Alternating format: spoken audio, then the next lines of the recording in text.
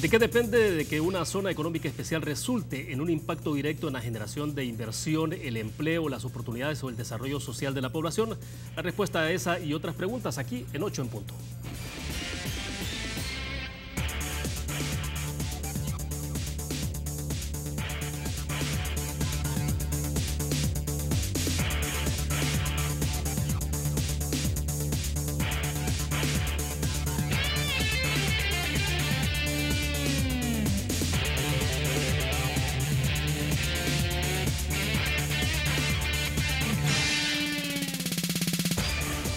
Este es el momento de todos. Banco Agrícola nos hace un llamado a la reflexión, a que nos demos cuenta que este es el momento de hacer que las cosas sucedan, de superar adversidades y sobrepasar límites. Es nuestro momento de construir un mejor país todos. Buenas noches, bienvenidos a 8 en punto. Gracias por estar con nosotros a esta hora. Dedicaremos la entrevista de hoy a hacer una reflexión sobre las zonas económicas especiales, sobre todo a la luz de la experiencia que ha tenido la República de México. Hay en el mundo más o menos 100 países en el mundo que tienen zonas económicas especiales. El caso de México es interesante porque lo tenemos aquí a la vuelta, somos bastante cercanos en todo sentido. Entonces vamos a analizar justamente lo que está ocurriendo en República de México. Queremos agradecer esta noche que está con nosotros en nuestros estudios Gerardo Gutiérrez Candiani. Él es el jefe de la Unidad Federal para el Desarrollo de las Zonas Económicas Especiales de México. Gerardo, bienvenido. Gracias. Buenas noches. Igualmente, buenas noches. Gracias por estar aquí. Perfecto. También agradecemos a Eduardo Romero Fong. Él es el titular de la Unidad de Gestión Regulatoria, Incentivos y Servicios de las Zonas Económicas Especiales. Eduardo, bienvenido. Buenas noches. Un gusto. Muchísimas gracias, William. Excelente. También nos acompaña en nuestros estudios José Ángel Quirós. Él es director ejecutivo de la Fundación Salvadoreña para el Desarrollo Económico y Social, FUSADE. José Ángel, qué gusto. Buenas noches, bienvenido. William, gracias por la invitación. Bueno, excelente. Para comenzar, yo creo que es importante, José Ángel, comenzar con usted para que nos ponga en el contexto. Han desarrollado ustedes este día, durante el día, desde luego, un foro que han denominado Zonas Económicas Especiales, apuesta para crear desarrollo. Lo dejaron así con signos de interrogación, ¿no? Sí, claro. Bueno, sí, para colocarnos en perspectiva, entonces, los invitados de acá a 8 en punto, que son invitados de ustedes, desde luego, han hablado de este tema. Pero bueno, un poco cómo surge la iniciativa de FUSADE sobre esto. Bueno, primero aclarar que, y gracias por la oportunidad, William, aclarar que nuestros invitados son invitados de todos los salvadoreños, son hermanos mexicanos, a quienes apreciamos mucho que estén este día queriendo compartir sus experiencias, que por cierto no son experiencias muy lejanas, son experiencias que están viviendo en este momento y que pueden compartirlas para generar una mayor relevancia por la coyuntura que se está dando en el país. FUSADE durante 35 años, tú lo sabes y lo sabemos los salvadoreños, ha sido una institución que ha estado proponiendo propuestas públicas durante todos estos años y ha querido intervenir en aquellos temas que pueden cambiar la vida, la calidad de vida de los salvadoreños. Creemos que las zonas económicas especiales es un tremendo reto que tenemos por delante. Sabemos que es un impacto fundamental en el desarrollo, no solo de las economías de los países, sino que de las personas que habitan alrededor de ellas. Y sentimos que no podíamos quedarnos atrás, ya que es un tema que está en boga en este momento a raíz de la presentación del gobierno de una propuesta de ley para crear estas zonas y que está actualmente viéndose en la Asamblea Legislativa, en la Comisión de Economía. Claro. Así que, no, nada, estamos queriendo traer elementos nuevos, información fresca, información que nos abra los ojos, que nos asegure de que la decisión que vamos a tomar como país es tan trascendental que no nos podemos dar el lujo de fallar. No podemos construir sobre... decía un dicho, riqueza sobre la miseria, ¿verdad? Y sobre la pobreza de ciertos sectores. Entonces tenemos que asegurarnos de que esta es una gran oportunidad, una oportunidad que está planteando el gobierno de la República y que debemos de aprovechar en beneficio de todos los salvadoreños. Perfecto. Gerardo, decíamos al principio, cuando uno lee un poco de información sobre las zonas económicas especiales, bueno, más de 100 países lo han desarrollado en el mundo, ¿no? Pero no hay como un modelo único. Es decir, uno asume que cada país va desarrollando su propio modelo. En el caso mexicano, ¿Cómo surge, digamos, esta iniciativa de crear una zona económica especial? Ustedes tienen ya 2 años en desarrollo, ¿no? Sí, sí, prácticamente 3. Sí, nosotros lo que hicimos fue tomar las mejores prácticas internacionales. Fuimos, visitamos qué había funcionado y qué había dejado de funcionar, que es parte de lo que además nos da mucho gusto estar con nuestros hermanos salvadoreños y reiterarles que todo lo que necesiten, toda la información, todo el apoyo, todo el know-how que tenemos, pues los vamos a compartir, por supuesto, porque además, lo que bien decía José Ángel, tenemos poco tiempo, estamos también en un proceso de implementación que puede servir mucho como ejemplo a El Salvador. Obviamente siempre todo es perfectible. Nosotros la visión que tuvimos es una visión integral, una visión compartida entre el sector privado y el gobierno de la República, apoyado por el Congreso de la Unión, prácticamente por todos los partidos políticos. Sí. ¿Qué queríamos? Esta ley, perdón, pasó por unanimidad. Pasó prácticamente por unanimidad, sí, en el Congreso. Y tenemos leyes estatales que van y acompañan a la visión nacional y tenemos convenios de coordinación con los municipios y los estados. Entonces, lo que nosotros, te digo, esta visión fue de cómo podíamos ir subsanando los rezagos y las brechas regionales que tiene México. El sur-sureste se ha venido atrasando de manera muy significativa en los últimos 30 años con el centro y el norte del país, a niveles de que hoy el ingreso promedio de estados del más pobre es de $3,500 contra estados que tienen $20,000 o $18,000 de ingreso per cápita. De este tamaño son las diferencias regionales que tenemos hoy en nuestro país y darle una respuesta definitiva. O sea, al final todos los programas sociales que se tienen pues no combaten a fondo la pobreza. La manera o la mejor manera de combatir la pobreza es a través de la generación de inversiones, de empleo bien remunerado y de oportunidades para tener una vida digna. Y ese es el objetivo de las zonas económicas en México y era muy importante esta visión compartida entre el sector, sí, público y el sector privado. Ahora, ¿hay que crear condiciones previas, toda la parte de infraestructura? ¿Cómo sí, se articula? Es una visión integral, es una visión integral donde desarrollamos un polígono ampliado, donde podemos tener secciones públicas y privadas, donde hicimos estudios de prefactibilidad, donde nos mostraron la parte social, la parte medioambiental, la parte de vocaciones y ventajas comparativas, la ventaja de los proyectos de infraestructura que se tienen que hacer en una visión de 15 o 20 años, también el tema de ir a buscar inversiones de acuerdo a las vocaciones, el apostarle al capital humano para que podamos capacitarlo y desarrollarlo. Entonces, el tema de regulación, sí, y simplificación e incentivos fiscales, toda esta visión integral están dentro de las zonas económicas. ¿Cuántos estados entonces del sureste de México entran en este proceso? Nuestra ley federal dice que los 10 estados con mayor índices de marginación y pobreza pueden tener una zona económica. Hoy en 8 estados tenemos 7 zonas ya declaradas con todo el andamiaje legal, constitucional, jurídico y técnico. Estaba leyendo alguna información estadística, más o menos el 10% dice de los más pobres de los pobres se ubican, bueno, en el caso de Guerrero y Chiapas, el tema de pobreza llega a más del 25% de la población. Sí, de hecho los estados como Oaxaca, Chiapas y Guerrero son los 3 estados más pobres. Tenemos hasta más del 50% de pobreza, de algún nivel, sí, de pobreza extrema estamos entre el 20 y 25%. Y eso es precisamente lo que queremos subsanar, que esos estados, mientras los estados del centro y del norte han crecido en las últimas 2 décadas desde el 7 hasta el 15%, los estados del sur-sureste decrecen. Que la zona norte más industrializada, ¿no? Sí, la zona más obviamente norte fronteriza, sí, pero exacto, todo el Bajío tienes la clusterización de por ejemplo, la parte automotriz, sí, aeroespacial, la parte de Occidente con la parte de innovación y desarrollo tecnológico, computación, en fin.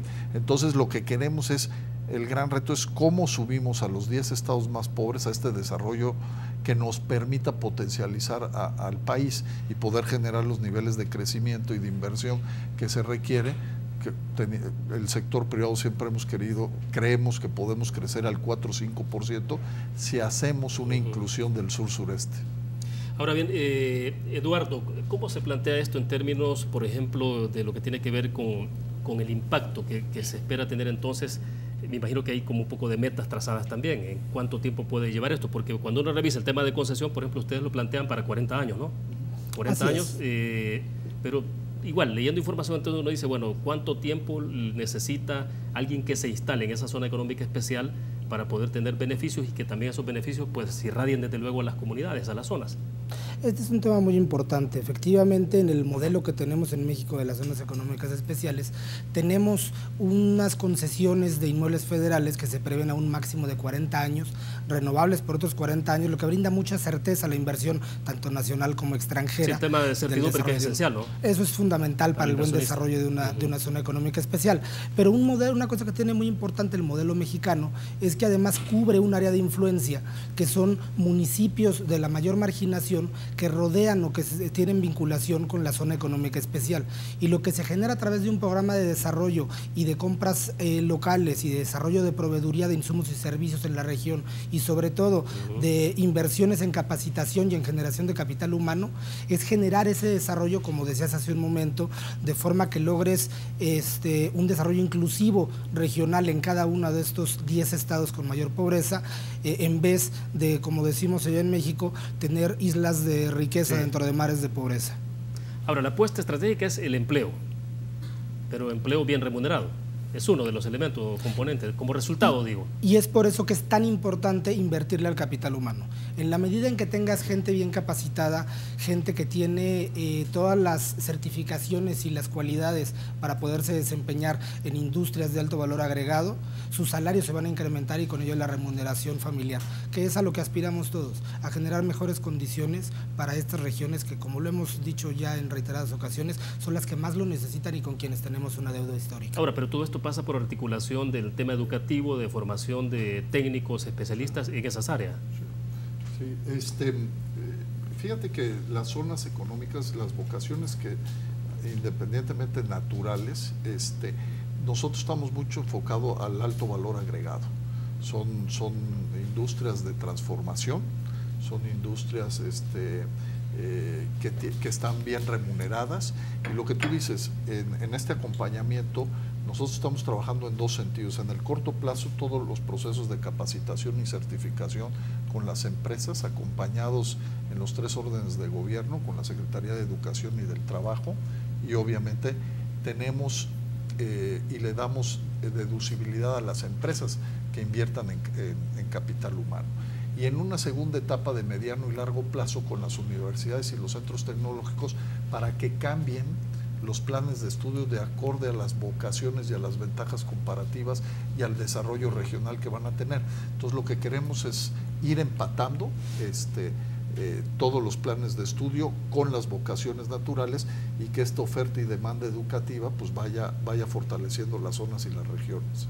Perfecto, debo hacer la primera pausa comercial. Cuando regresemos me interesa esta parte de cómo se plantea la parte privada, la parte del sector público, sobre todo porque vamos a escuchar también a José Ángel Quiroz que nos explique un poco cuál sería como el ideal que deberíamos tener en el país, ¿no? Siendo que tenemos esa experiencia, pero cómo se debería trabajar entonces ese anteproyecto de ley que ya está en manos de los diputados acá en nuestro país. Vamos a una pausa, regresamos.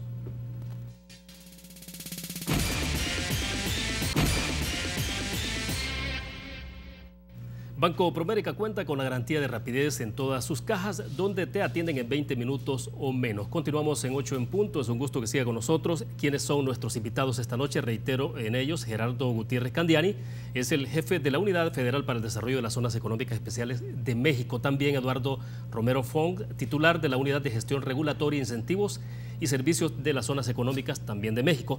Y José Ángel Quiroz, que a ustedes conocen, director ejecutivo de FUSADES.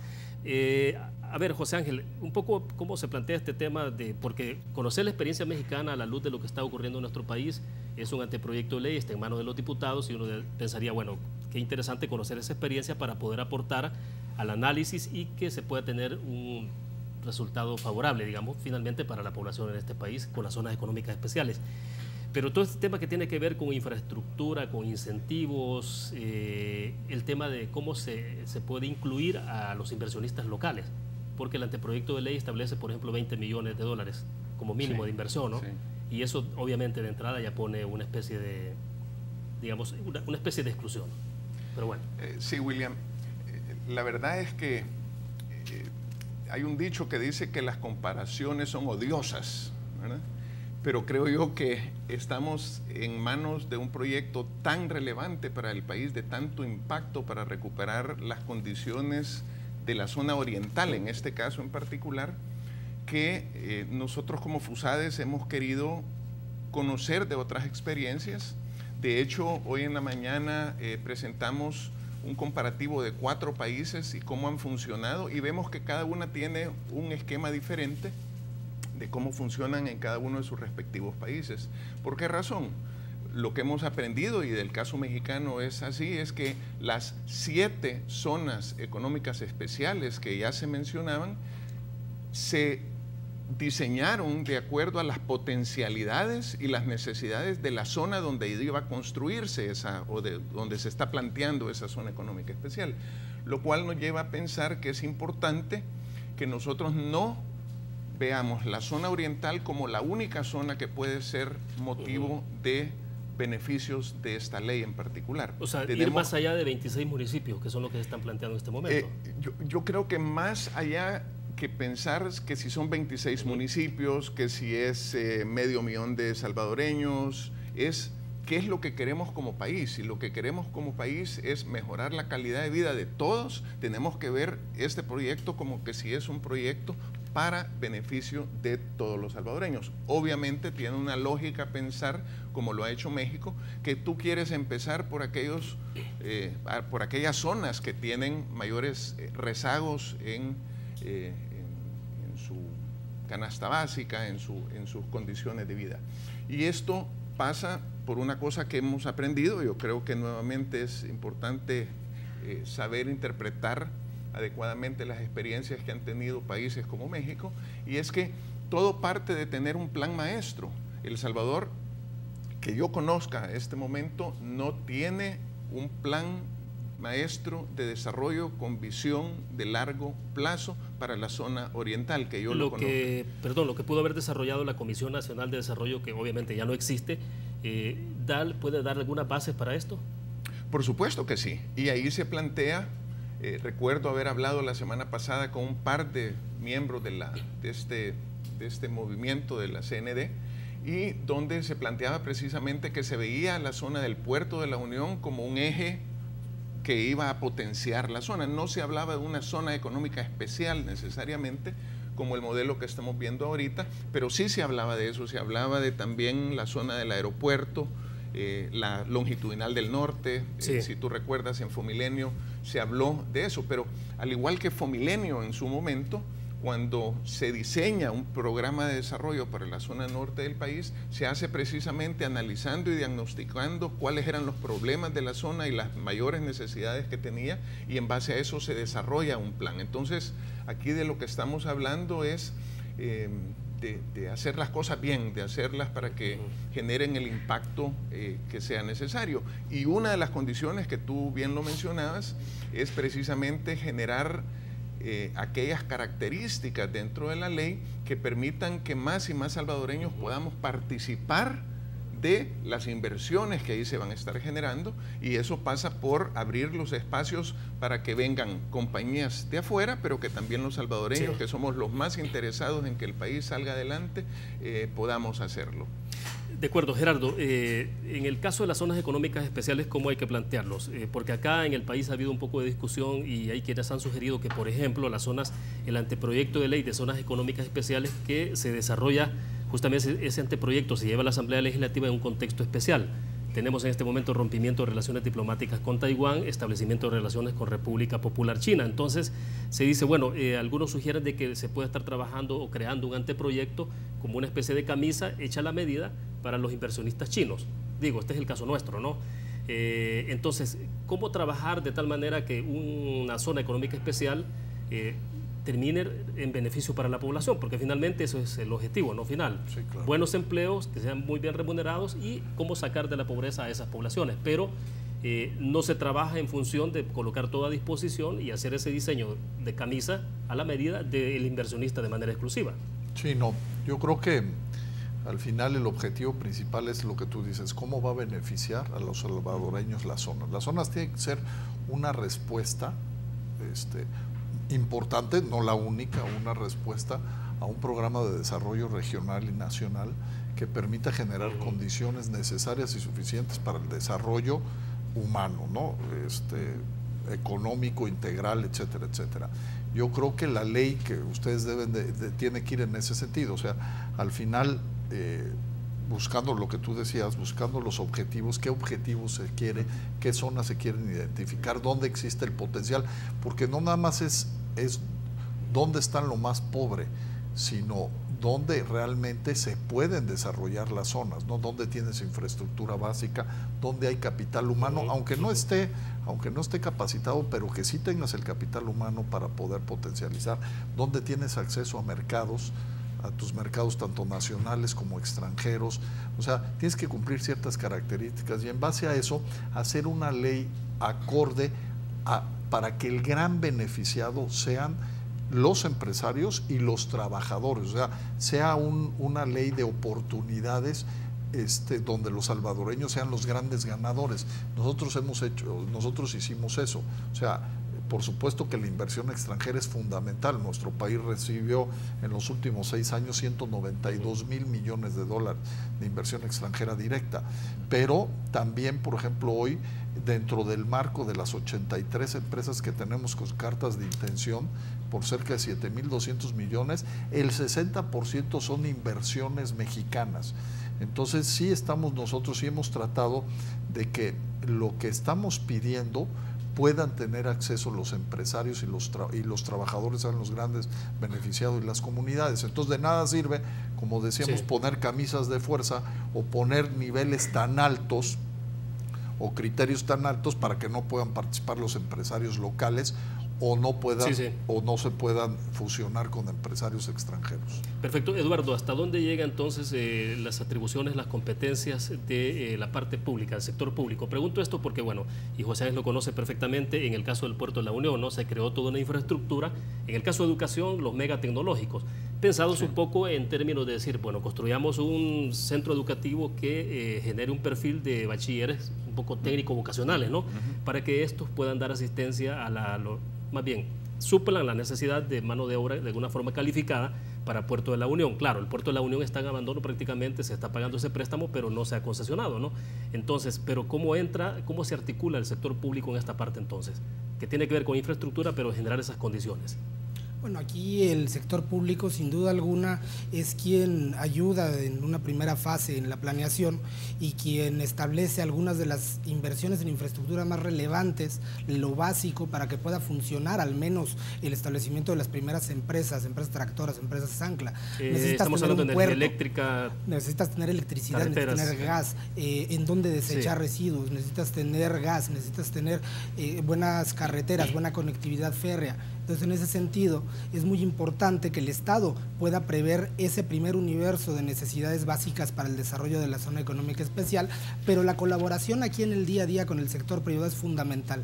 Y una de las cosas que nosotros observamos en la experiencia mexicana al menos, es que de los proyectos de infraestructura que se tienen en el mediano y en el largo plazo, el 30% están financiados en su caso con inversión pública.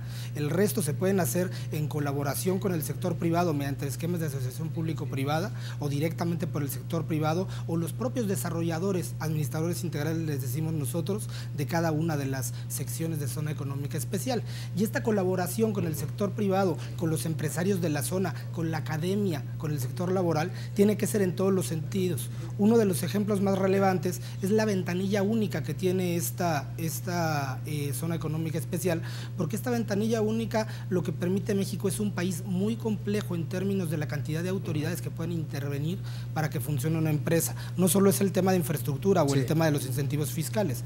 En México, por ejemplo, para zonas económicas especiales, tenemos censadas 191 autoridades que potencialmente pueden intervenir para la autorización y operación diaria de una empresa. ¿Exceso de burocracia o cómo? No.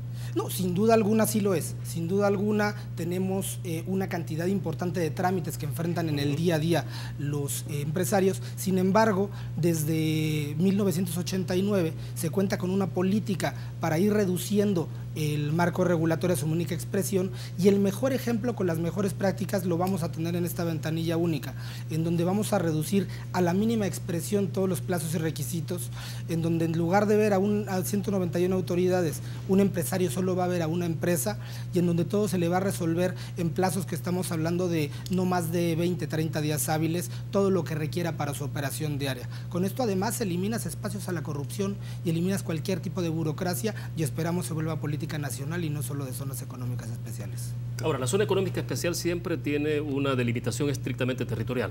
O sea, digamos, esa es como una especie de condición, ¿no? Indispensable.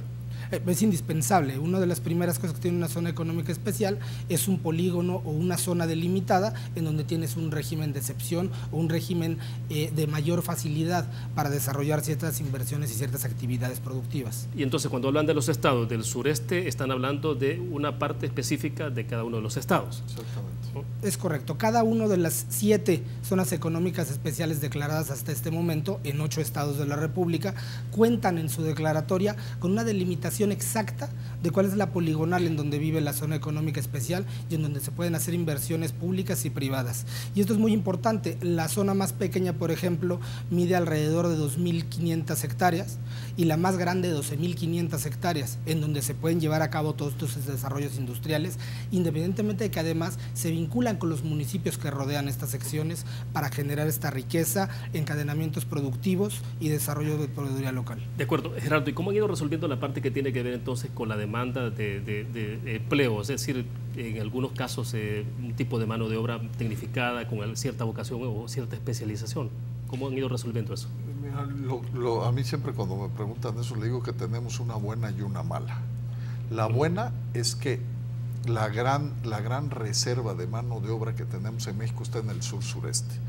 Y nos decían ahora me decían, oye, ¿qué van a hacer si Trump les regresa mano de obra? Le dije, nos va a hacer un gran favor, porque es mano de obra calificada, bilingüe y preparada, y la mayoría es del sur-sureste, que ahorita la vamos a requerir. El desafío es cómo absorber en todo caso. Entonces, la verdad es que la parte de la mano de obra la tenemos resuelta en ese sentido. Tenemos mano de obra. Y no es menor, porque en México el mayor problema que tenemos en el norte y en el centro del país es que no tenemos pleno empleo y plena mano de obra. Entonces, no hay la mano de obra suficiente. Entonces, lo que queremos hacer es precisamente con estos proyectos de capacitación y certificaciones con las empresas, que le estamos dando incentivos para que inviertan en el capital humano del sur-sureste, pues vamos a ir resolviendo esa parte. Ese es fundamental. Y lo otro que te decía, al final las vocaciones ya las tenemos identificadas, ya sabemos para qué son buenas estas regiones, cada una de las zonas, y lo que vamos a hacer es los planes de estudio los vamos a hacer de acorde para empatar la oferta y la demanda. ¿Qué queremos? Que haya crecimiento económico con infraestructura y con una demanda de mano de obra bien calificada y bien pagada. Perfecto. Tengo que hacer otra pausa comercial. Regresamos con más. Volvemos.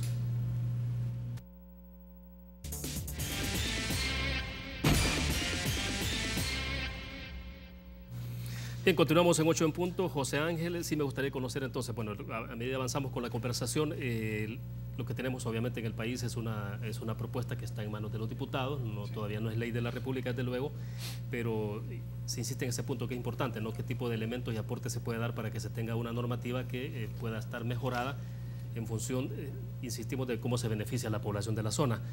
Porque cuando uno ve, por ejemplo, la experiencia que ha tenido México y su desarrollo en términos territoriales, El Salvador también tiene un poco ese problema, ¿no? Cuando hablamos del EMPA hacia la zona oriental del país, decimos, bueno, estamos hablando prácticamente de otro país, ¿no? La zona, son los municipios, los departamentos más remeseros también, ¿no? Hay mucha población viviendo en Estados Unidos, pero son sectores, son esas zonas que se sienten de alguna forma excluidas del desarrollo del resto del país.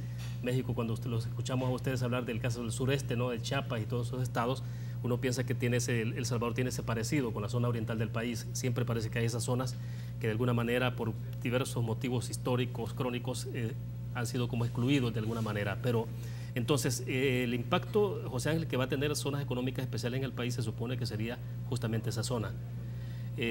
Territorialmente hablando, ¿cómo ve en términos de la delimitación que se ha establecido? y la otra parte de soberanía, porque aquí hasta dónde, qué tipo de soberanía, ustedes nos contarán la experiencia también, se está cediendo en la parte laboral, en la aplicación de la ley, de las normativas medioambientales, etcétera. Uy, es tan complejo contestar todas esas inquietudes, porque realmente está en evolución el análisis de la ley. Nosotros, con la experiencia mexicana y los otros países que hemos presentado, hemos tratado de traer información fresca sobre lecciones aprendidas y qué es lo que ha funcionado y qué no ha funcionado en otros países. Eso por un lado. Pero por otro lado, vemos con la experiencia de México y otros países de igual manera, en que este no es una apuesta del sector privado únicamente, es una apuesta de todas las instituciones, de toda la institucionalidad del país, que debe volcarse por tratar de revertir esa condición en la cual está sumergida la zona oriental del país. Efectivamente, nosotros fuimos la semana pasada a hacer algunas encuestas con personas de la Unión, Intipucá, Usulután, etcétera, hablar, y efectivamente, William, coincide con lo que tú planteas, que es que se sienten relegados del desarrollo del resto del país. Y no es justo. Yo soy del oriente del país y yo recuerdo en aquella época, hace muchos años, y tú lo debes de recordar también, que Oriente era el granero del país. Claro. Ahí era donde se producía la mayor cantidad de algodón, ¿verdad? Café, obviamente, caña, pero era una zona del país que tenía una cantidad de oportunidades para muchísima gente. Es más, hay gente que migraba de San Salvador hacia la zona oriental del país. Hoy cambió esa realidad y ahorita tenemos la oportunidad con esta ley de poder asumir el rol como país y el compromiso de tratar de revertir esa realidad que vive la zona oriental. Y lo digo por una razón en particular, y es que la zona que se ha escogido, estos 26 municipios, tienen una relación directa con la costa. Ahí hay un potencial turístico muy grande, son las playas mejores que tiene el país, diría yo, con un potencial tremendo. Entonces, uno lo que tiene que entender es que la vocación, el plan maestro de desarrollo para esa zona debe estar orientado a las grandes potencialidades que tiene este sector. Si no, lo que vamos a hacer es posiblemente tener una decepción muy grande, porque vamos a estar promoviendo algo que naturalmente tiene una vocación y lo vamos a estar promoviendo con otro. Entonces, bueno, y a propósito, José Ángel, ¿se recuerda usted que hace algún tiempo el Ministerio de Turismo hablaba muchísimo de la posibilidad de desarrollar con esas zonas, sobre todo en la playa, en el sector del Icacal? Creo que incluía un poco el Espino también, de poder desarrollar ahí complejos hoteleros que pudieran tener esas condiciones, ¿no? Para el turismo internacional sobre todo, pero al final son proyectos que se terminaron, bueno, en nada, porque no sabemos al final de cuentas qué es lo que ha ocurrido, pero entonces que son proyectos muy pequeños, que ahí se requería servicios, condiciones de infraestructura, cómo hacer una buena carretera hasta el Espino, al Icacal, cómo llevar energía eléctrica, agua potable, y las condiciones obviamente de tener mano de obra calificada para ese servicio, ese rubro. Pero entonces a veces uno dice, bueno, ese era un proyecto pequeño que no se pudo desarrollar, entonces ¿cómo entrar a una cosa que puede ser más compleja y mucho más grande que esto? Bueno, cuando se tiene y se construye esa visión para la zona en base al potencial que tiene, yo creo que es de organizarse, y dicen que el diablo está en los detalles, ¿verdad? Si uno puede construir una visión de desarrollo y adaptar en el cómo se hacen las cosas, hacerlo bien para poder sacarle el potencial, yo creo que se puede lograr. Yo me tomé el tiempo en las últimas 2-3 semanas de hablar con estas personas que han tenido en su visión empresarial desarrollo de proyectos turísticos en la zona, y efectivamente ellos lo que están esperando precisamente es que existan las condiciones como en esta ley, pero si se hace bien, si se generan las condiciones de complementariedad que requiere un proyecto de esta naturaleza. Y efectivamente uno no puede pensar en desarrollar la zona turísticamente si no provee una energía estable de calidad para que los freezers de los hoteles no se vayan a arruinar, por dar un ejemplo muy sencillo.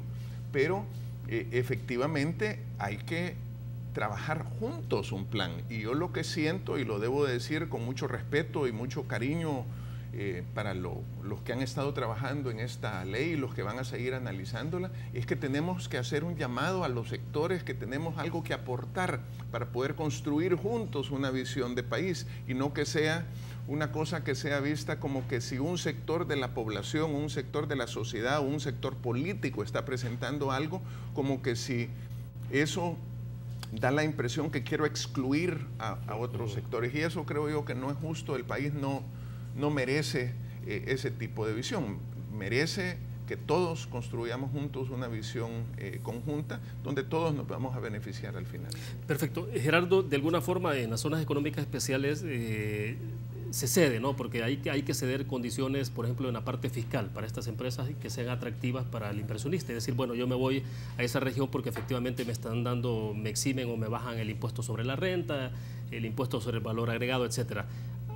Hay que ceder, ¿no?, para generar esas condiciones, pero en la parte siempre se discute mucho esta parte de la soberanía, hasta dónde también se está cediendo soberanía en esos territorios, y cuando se habla, por ejemplo, de qué tipo de régimen va a establecerse sobre las leyes laborales, cómo evitar que un inversionista de repente diga, bueno, yo me retiro, y aquí lo que ocurre en otros casos, no estoy hablando de zonas económicas especiales, en otros casos donde el inversionista puede retirarse y dejar incluso a los trabajadores en una condición deplorable porque no se les reconocieron toda la parte de indemnización y demás. Mira, yo estoy convencido que la pérdida de soberanía más grande es la pobreza y la migración. Cuando no generamos condiciones de vida digna a nuestros connacionales, se tienen que ir, es la pérdida más grande de soberanía. Partiendo de eso, nosotros, por ejemplo, hemos puesto ciertos criterios, son muy claros. Son solamente nuevas inversiones. Se les da a nacionales y a extranjeros. En la parte de la tierra federal puede entrar desde una microempresa hasta una gran empresa. O sea, entonces en esa parte, perdón, no sé si me estoy confundiendo, pero nosotros aquí se propone 20 millones de dólares como mínimo. Lo que pasa ¿Ustedes es que tienen un mínimo o no? Sí, nosotros tenemos mínimos que son 800 empleos, 90 millones de dólares y 20 hectáreas, pero tanto para la tierra pública como la tierra privada. Sí. En la tierra pública lo que vamos a hacer, lo que hemos hecho es buscar administradores integrales de talla mundial, que ya tenemos, que han desarrollado zonas económicas en otras partes del mundo muy exitosas. Entonces realmente los requisitos mínimos son muy pocos, porque van a desarrollar parques industriales de 300, 500 hectáreas, entonces muy menor. Y para las empresas privadas, o sea, para el permiso privado, las empresas anclas tienen que cumplir, entonces sí tienen que ser grandes empresas que cumplan y que inviertan con esas características. Pero lo que decía Eduardo, nosotros le sumamos la parte regional. Esas empresas y también los administradores tienen que comprar hasta el 10% de sus compras totales en la región. Tienen que desarrollar proveeduría local, tiene que haber transferencia de tecnología, tiene que invertir en capital humano, tiene que invertir en empresas sociales. O sea, tiene que hacer una serie de requisitos donde nos aseguramos el impacto de las zonas. Y lo que es más importante, lo que tú dices, aquí no hay simulación, porque aparte de que todo es inversión privada, nosotros nos reservamos la autoridad, la facultad de poder rescindir todas lo que les damos. Entonces, en base a un proyecto que nos van a presentar, un plan maestro, nosotros les damos la autorización. Si ellos no cumplen, si bajan la inversión, si bajan los empleos, nosotros automáticamente tenemos como Estado la capacidad de quitarles los permisos correspondientes. Excelente, nos quedamos en el punto porque tengo que hacer otra pequeña pausa con nuestros anunciantes. Volvemos.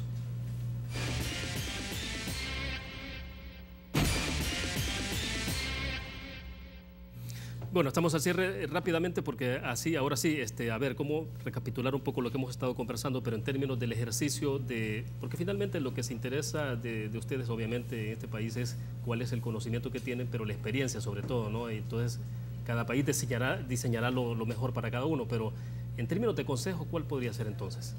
Pues mire, yo creo que nosotros, lo que te decía al principio, nosotros le reiteramos al gobierno, a las autoridades, a la sociedad civil y al sector empresarial, toda la experiencia que tenemos se la ponemos a nuestra disposición. Yo creo que no hay un modelo perfecto, yo creo que hay modelos muy buenos que los puedes tropicalizar. Nosotros con mucho gusto nos sumamos a hacer el análisis y ayudar en todo lo que quieran. Yo creo que la propuesta inicial que tiene El Salvador es una buena propuesta, como todo es perfectible, hay que hacer algunas mejoras, por ejemplo, que nos llamó la atención de que los accionistas, los empresarios salvadoreños no puedan, si ya invierten en una zona franca, no puedan invertir en una zona económica, pues se me hace absurdo, porque si tuvieran 5 millones de inversionistas, pues a lo mejor sí, pero la verdad es que al revés, se le debe de dar la facilidad para invertir al empresariado local, que puedan invertir en diferentes empresas nuevas. Sí.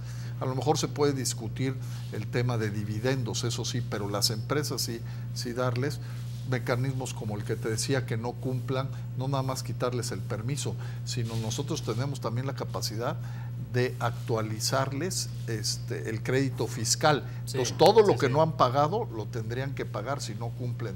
Ese tipo de cuestiones son las que tienen que trabajar, claro, y en base a las necesidades de El Salvador y de las características, pues ver si los montos de inversión, de generación de empleo son los adecuados, o se tienen que bajar, o se tienen que sectorizar también. Depende de lo que quieran potencializar, sí, lo pueden sectorizar. En el caso de ustedes hay estados que pueden entrar a las zonas económicas, pero también salen, ¿no? Sí, cada 2 años, de acuerdo a Coneval, se actualiza. Se actualiza. Entonces, por ejemplo, ahora salieron 2 estados, que era Campeche y Yucatán, que ya tienen zonas, y entraron otros 2 estados, que es San Luis y Nayarit. De acuerdo, Eduardo. Un poco las consideraciones de qué es lo que se debería hacer, digamos, a la luz de la experiencia de ustedes, desde luego. Sí, y nuevamente, como señala el titular, nosotros estamos parados sobre una serie de experiencias que hemos analizado del resto del mundo. Nos han acompañado los organismos internacionales como el Banco Mundial, como el Banco Interamericano de Desarrollo. Hemos hecho nuestra tarea para diseñar nuestro modelo, y una de las cosas que más encontramos importantes es el enfoque integral. El que para el desarrollo de la zona económica especial no nos basemos exclusivamente en un punto, en dos, en tener incentivos fiscales muy atractivos o estar instalados en una región que cuenta con algunas facilidades. Sí. Tiene que estar todo, y tiene que estar asociado a un programa de desarrollo que prevea los temas medioambientales, los efectos sociales y sobre las comunidades originarias, los efectos en una vivienda digna y en política educativa también de calidad para quienes habitan no solo en la zona económica, sino en la región que la rodea, los temas de infraestructura, ya los mencionamos, el tema regulatorio es fundamental. Claro. No hay empresa que sobreviva teniendo que cumplir 600 días, un año de trámites, y al mismo tiempo pensar en todos esos factores que hacen más competitiva a cada una de las regiones en el oriente de El Salvador, y que le pueden dar esa vocación que atraiga la mayor actividad, pero sobre todo actividad que se vincule con las cadenas de valor de la región y que genere mayor derrama. Perfecto. Solo para cerrar un punto, sobresaltos con la transición de gobierno, llega Andrés Manuel López Obrador en diciembre. Pues estamos trabajando y estamos platicando. Es un proyecto que para nosotros empata perfectamente con la visión del desarrollo del sur-sureste y de infraestructura que tiene. Lo que hemos estado transmitiendo es que de nada serviría generar un proyecto de infraestructura como el que quieren si no le sumamos la demanda. O sea, ahí tiene que haber la oferta y la demanda. Si queremos ferrocarriles, más ferrocarriles, el transísmico, la ampliación de puertos, pues tenemos que tener la actividad económica que vaya emparejada. Entonces, creo que es muy complementario, lo estamos platicando, y esperemos en las próximas semanas tener ya definiciones. Excelente. José Ángel, para ir cerrando entonces, porque bueno, este tema es incluso, estamos en elecciones, ¿no? Y cada partido hace sus propuestas sobre el oriente del país. Ahí se habla, algunos dicen, bueno, construyamos un aeropuerto igual que el de Comalapa, otros dicen, mejor hagamos construyamos una línea férrea y pongamos un tren entonces que conecte el aeropuerto internacional con la zona oriental, y eso facilita. Pero bueno, el asunto es cómo todo lo que se articula puede ser de una manera organizada, ¿no? William, si puedo dar una recomendación a los políticos en medio de campaña, que sabemos que ofrecen muchísimas cosas, y está bien pues, pero no comamos ansias. La necesidad de recuperar el territorio del oriente del país es inminente, es urgente, la gente la pasa difícil. Hagamos bien las cosas, ¿verdad? Y hacer bien las cosas pasa por que nos unamos como sociedad, que nos unamos como país, que nos unamos como sectores. Nosotros como FUSADES estamos en el compromiso de ayudar en este esfuerzo. Tenemos amigos como los que nos acompañan de México este día, quienes están ofreciendo todo su apoyo, su guía. O sea, yo no digo esperarnos más tiempo, yo creo que hay que acelerar el paso, pero hagamos bien las cosas para que el impacto sea duradero. Pero entonces, volviendo a todo el tema de zonas económicas especiales, la discusión está abierta, está planteada. Ustedes harán llegar todas estas recomendaciones a los diputados, ¿no? ¿Estuvieron algunos legisladores en la actividad de este día, no? Muchos de ellos de varios partidos, no los pude ver a todos, pero sí estuvieron ahí. A los que vi les he prometido que les podemos compartir la información que hemos recibido y obviamente la puerta está abierta para poder seguir construyendo sobre la información que ya se tiene. Ahora, y si habría que abrir un poco más, escuchar las opiniones sobre todo de la gente de la zona oriental, pues habría que hacerlo quizás, ¿no? Porque bueno, un poco lo que se ha señalado sobre el anteproyecto es que ha sido un poco excluyente en términos de consulta. Efectivamente, y por eso nosotros en el foro de esta mañana tuvimos a un empresario de la zona que nos acompañó y compartió su visión sobre las necesidades que ellos veían que eran relevantes para la zona oriental y por supuesto que queremos escucharlos, así como lo hicimos la semana pasada que fuimos al oriente del país a entrevistar a varios actores, incluyendo alcaldes. Sí. Hoy se ha conocido la experiencia mexicana, más adelante podría ser otra región del mundo, no sé, o de América Latina. Pues no querramos conocer todas las regiones del mundo porque entonces sí nos va a dejar el tren. Lo más inmediato. Sí, pero creo yo que hay experiencias exitosas y el rumbo que está tomando México en este momento pareciera que es un modelo que es digno de imitar y de compartir, además que compartimos las mismas inquietudes y los mismos problemas de migración, de exclusión social, etcétera, que tenemos que resolver y ojalá que lo podamos ver esto con una visión más regional. Bueno, se nos agotó el tiempo. José Ángel, gracias por compartir con nosotros. Gracias, William. Muy gentil, muy amable. Gracias, Gerardo. Ha sido un gusto con ustedes. Gracias, Eduardo. Muy amable por estar con nosotros esta noche. Gracias a ustedes que nos acompañaron. Nos vamos a ver mañana, como siempre, a las 8 en punto. Buenas noches, que descansen.